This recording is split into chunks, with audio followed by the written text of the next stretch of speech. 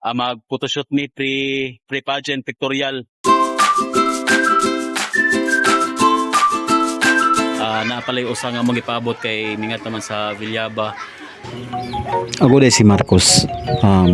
Usa ko ka freelance photographer and professional tambay.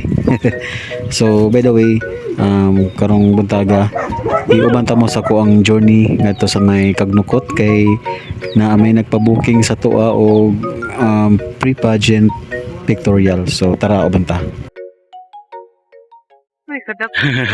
So what's up mga ka-vlog? So mo travel mini Inday nga to sa may Kagnukot Elementary School kay mag-held ni karon og mag-photoshoot ni pre-pageant pictorial para sa lahang Miss and Mr. Education 2025. So muna mo ang kahimtang diri mga ka-vlogs. Amo ang gidamo ang mga gear. Say hi po day. So tara mga ka-vlog, so bantang ito sa may Kagnukot and time lapse ta in 1, 2, 3, go.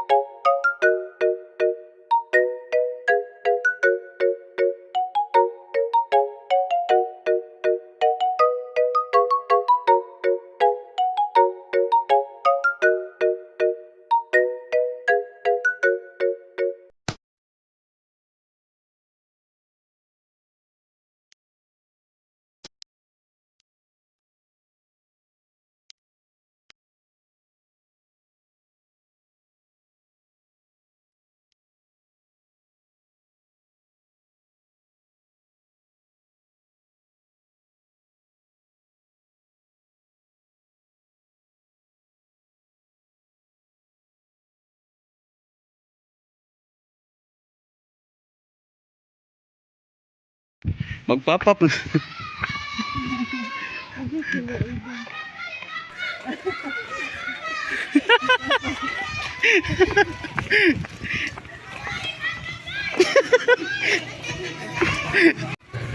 So mao to mga ka-vlog, so grabing lingawan na mo ni Inday dito akin naman na may mga bata dito ang mga fans. So nga mao to nga mong mga gipang picturean last year. So ipapapap lagi daw. Nya mao na to naabot ta diri sa may Kagnukot Elementary School. So diri sa stage na mo i-held nga mo ang pictorial. So mao to mga ka-vlogs, nag-start na mix set up ni Inday sa mo ang studio setup. So struggle kay midri kay usahay mo huros ang hangin. So ming abot gyud sa point nga natumba na nga mo ang backdrop diya.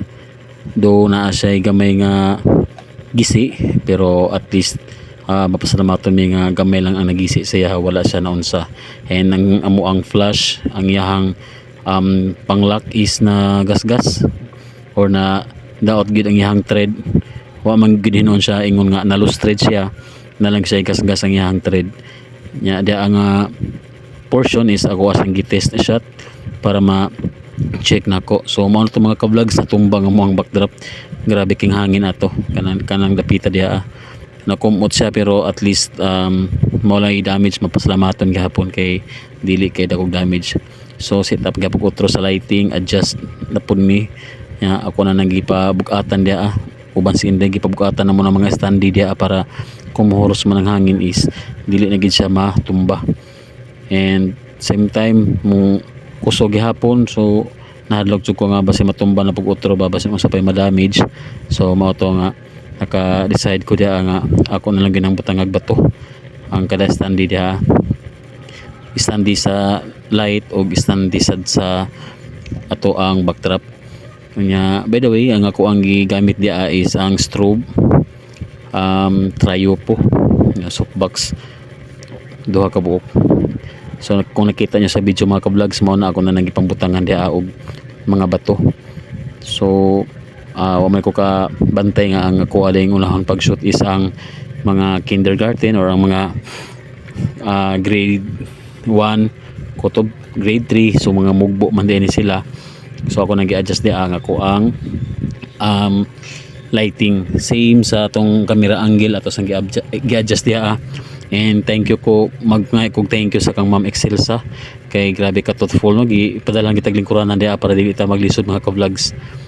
So si Inday maglisod man siya og lingkod diha repita kay usahay ihamo ng pugngan diha ang backdrop kay grabe ka kusog sa hangin gid mohuros. So naa sa kilid. So ang amo ang gihimong sequence ani mga ka-vlogs is amo sang iuna ang female or ang girl. So couple of shots, maybe 6 to 8 shots para sure ball ta nga nagitay makuha nga mayo nga angle. Then duha sad ka angle nga ko ang gipap buhat sila para naatay kapilian. And then after sa babay is mo join din itong iyang partner kay 7 pairs man sila gikan sa kinder kutob sa grade 6. So ako lang ipa-join ang lucky dia. Then after nila nga maka post or ilahang kuan sa kauban siyang partner, so mo na to nga ang lalaki na sa dato ang i-shoot dia. So dili ni siya lalim nga trabaho mga ka-vlogs kay ang namagay times nga ang bata is dili gid siya mo smile kay ma-feel niya awkward. And then usab sa factor ana nga dili siya maka-execute is ang naa sa iyang palibot na yung mga estudyante ginikanan, mga maestra magkinansyaway or na ay mga estudyante nga mga langas kayo. So dili ma-intimidate siya sama ato ni si Martin. So ma-intimidate siya dili sa mutana sa camera ato sa mga audience mo tan-aw. So usa na siya sa makalangay sa moang trabaho ang dili mo execute. So mo lagi akong diskutan ganina nga may ubay-ubay nga factors nga nganon dili maka-execute si client kay tungod sa iyahang palibot. And then usasab ma-insecure sila sa ilang kagalingon, halimbawa daot ilang ngipon, so dili sila mo smile. So ang mahitabo is puro fierce look lang ang ilahang ma-provide or mahatag during pictorial. And usasab na mga ka-vlogs ang lusod ani is mga bata is wala pa sila mga idea sa mga posing or sa mga pose. So pira na lang kung naagid sila kung naka-appeal na gid sila bag mga pageant or mga contest sa school nga na sila idea kung saan pag-pose. And diha mga ka-vlogs kusog na sa ang hangin, so gipungan ginanin diha ang backdrop kay grabe pag-horse gid sa hangin diha. And again, thank you kayo kang Ma'am Excelsa sa pag-invite or sa pagpabook sa Marcos Photography para sa inyong Mr. and Miss Education 2025. Last year mga ka-vlogs, nagpabook sab din sila sa Amua. Kini sila si Ma'am Excelsa from Cagnocot Elementary School. And kini nga part is nanata sa grade 6 student kini siya. So daghan pa kay kog mga buhaton untaan sila mga ka-vlogs ka, so habol mi sa oras kay iniga 1 PM is amo panghihatod si Langging sa school diri sa may Katmon Elementary School. So need na mo matapos. So diya mga ka-vlogs sintabang na si Ma'am og pugong sa strobe kay grabe jud ka kusog sa hangin diha. Ang nakanindot lang sab diri sa Cagnocot Elementary School, ang nakanindot lang gid nga mo trabaho diri is dili gid mi magutman kay provided gid ang snacks and foods. And by the way, kana nga shot dia is ang ato anang amo anang previous king last year. O nga kanang usa nga naa sa right is mao na siya ang Ming turnover last year. And din sa left mo to siya ang queen. Diya nga part mga ka-vlogs ako na naghipos diha kay kanang magkuan nami mag-pictorial nami. Kauban ang mga parents, I mean kauban ang mga teachers ug ang mga students. So diha is nag-arrange na lang na diha. So mo dinhi ang surroundings diri sa or ang environment diri sa Cagnocot Elementary School. So diri mga ka-vlogs sapit nami magsugod diri nag-arrange na lang si Inday Margie diri sa mga students and teachers. Kanada nga part And last part sa amo ang service diri is ang portrait sa mga teachers. So last year naghimo sad mig ani nga session. By the way, this is for free sa mga client na mo nga mga buotan lang kay dili maginato malikayan nga natin mga client nga mga badlungon, pero pag mga buotan gani automatic free na ni siya. So last year nag-shoot mi og kana na ang portrait session sa ilaha. So nahibo mi karon nga magpa shoot man gihapon sila nga na naman sila portrait last year. So diya na mo nahibaw-an ang rason kay ang naaday sila yung mga bagong teachers diya nga nangabot sa kagnukot or mga gipang transfer diya. So mag-update siguro sila sa ilang organizational chart, and at the same time nindot manggad pud nga naatay latest portrait or latest update sa to ang hulagway. So mo na sila diha mga ka-vlogs. And last year is wala naka-appeal ang principal kay na late or na siguro to'y lakaw. So wala sa mi kapaabot kay naghabol po mi sa oras kay na po mi booking ato nga giapas. So this time naka-appeal na gid si sir na nagisay iyahang portrait na. So second to the last muna na si sir mga ka-vlog. So nag-decide mi ni hindi nga amo na palingkuron kay grabe taas gyud pag height si sir, lapas man siya sa atong backdrop. So amo na gipalingkod couple of angles and shots para sure ball. And bakla sa sad mi kay mag-lunch daw. So human na mo ang photo session mga ka-vlogs.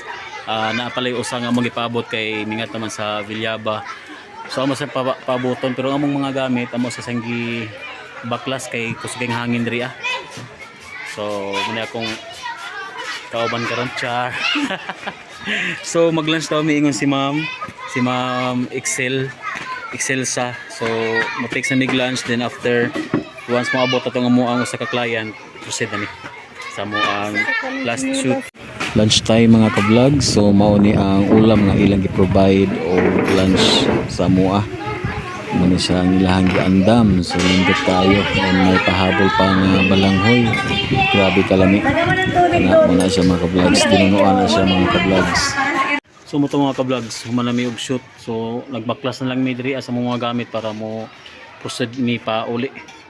Kay wala lapas mi sa oras, pero panikamutan ang makaabot gapon mi ngadto mga 1:30. So mao to mga ka-vlogs, pauli na mi ani ni Inday. So sa pagikan na mo sa Tabango ganina, pag-abot na mo sa may Kampokpok, diyan na nagsugod ng taligsik.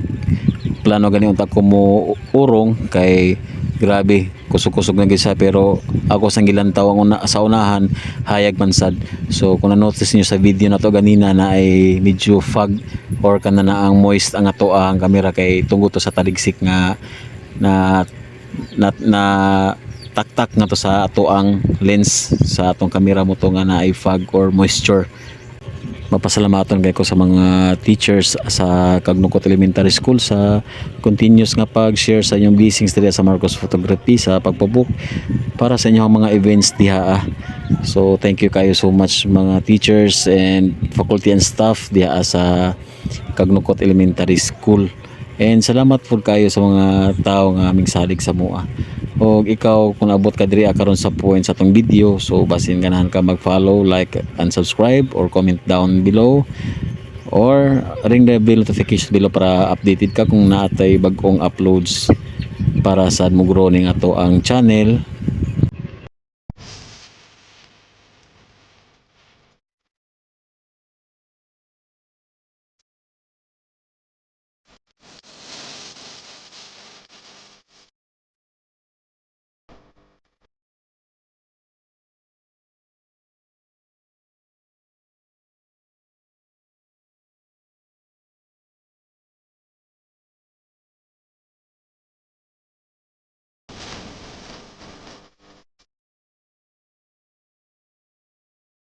So thank you for watching guys. See you on my next vlog.